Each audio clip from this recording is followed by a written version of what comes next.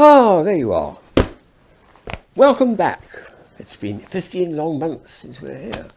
I've escaped from my kitchen, and I must admit I've been very busy there, but you've been very busy too. We seem to have passed 2 million subscribers now. So here we are, back in the studio at last, and I thought you might look around. So it's a bit dark, but never mind. There's my umbrella collection for the best in the world. 60 umbrellas in that great big box there. My goodness. A little bit further around. Oh yes, and there's a giant jack-in-the-box with about 6 nestling inside each other. That's a favourite of mine. Stacks and stacks of toys over there. I've opened the top one. Perhaps you can see it, or perhaps you can't. I don't know. Anyway, it's got some of the small toys in the briefcases, as you know, and the larger toys in big cases, and the very biggest, unfortunately, like the giant jack-in-the-box. I can't put that in a case, but there we are.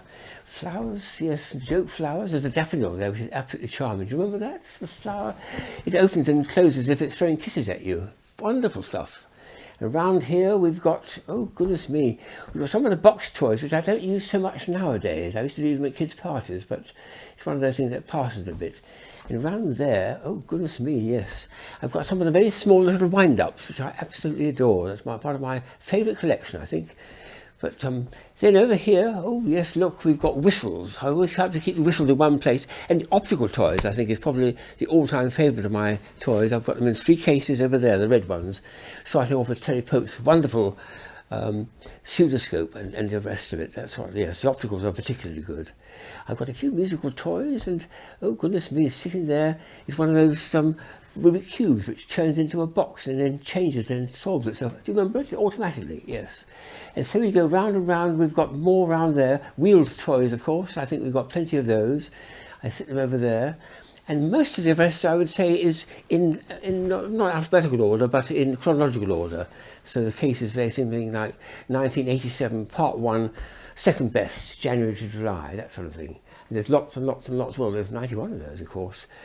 And we sometimes open them up, sometimes I usually keep them closed, but there we are. It keeps the dust off, and it's brilliant for taking them to parties, like this one.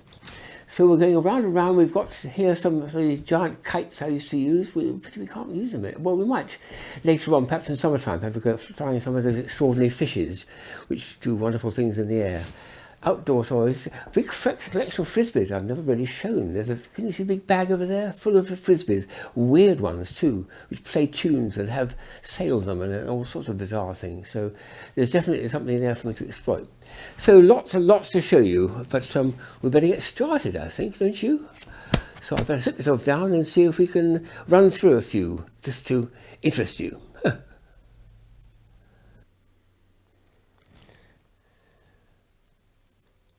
There you go. Did you enjoy the tour? Well, now we better get started, hadn't we? Many hands make, well, never mind that, but I don't want so many hands on the table. And also I thought, in order not to fool you, I'd better show you there's nothing up my sleeve. So I'm going to take the gloves off, if that makes any sense. And the hat as well, and we'll get started. Oh. First one is a magic trick I got many years ago from Davenports. One of the first tricks I ever bought for kids, actually. It's a kind of colourful thing, because it's red ribbons, red feathers, red everything. Let's put it in the sleeve and do some magic with it. I had a magic wand once, but then I will tap it like that. Oh, some of those flying around here. Oh, well, I'm in a busy zone here, aren't I? Now let's make a magic gesture and then take out the red, and it suddenly changed to orange. How wonderful! How did that work? Don't know. You want to shout it out? No, leave it to the magician to do. I think we're going to push it in there somewhere. Oops, there we are. Now we've got to measure a magic wand and tap it and must do it, and then we'll see if we can do something else. Wow, let's see if I can make another colour now. Put it in. This is always tremendous fun for me to do when I was first learning to do magic. Nowadays there's lots and lots of feathers all flying around, but there we are. Oh, that's nice, look at that. It's a different colour. How did that come in? Oh, go in there. You're supposed to change over. This is the amateur magician in me saying, after 50 years doing this, I must do a bit of rehearsing sometime. Oh, well, there we are. And we'll see if we can... And you can tell me exactly how it works, because it's so obvious, isn't it? And it's all packed away. Yeah, well, there we are. I think you'll guess from that what it does. So that was a very early magic trick that I did almost before I started doing the toys. Well, that's how it starts, isn't it? That's how it begins. There's a wonderful, oh, another chicken's coming through. Goodness, it's a flying zone here. This is, by contrast, a very, very recent toy, which I absolutely love. I've had so much fun with this at parties, and they produced it at Nuremberg, only about 2 years ago, I think it is. It's a hat which you've got to change, put in your head, and then become a king. This is a clown, a fool's hat for the royal court's fools. And to make a crown, you just have to blow it up. Another freak. It's almost come off my head. What a wonderful gag that is, isn't it? One of my favourites.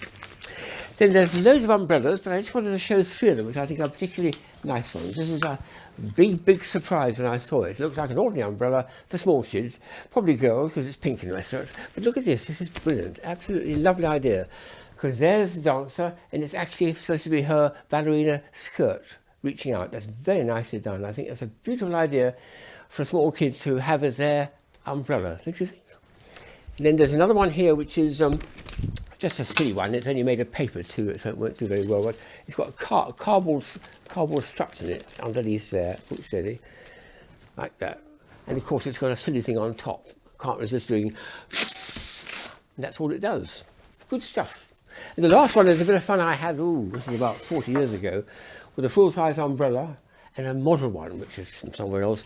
So this is now keeping my wristwatch dry, because that's all it is. It's to cover my wrists to stop the watch from getting damaged by the rain. It's too small for my head. Yes, I know. There we are. Oh well. And they're still flying in and half squeaking. Never mind.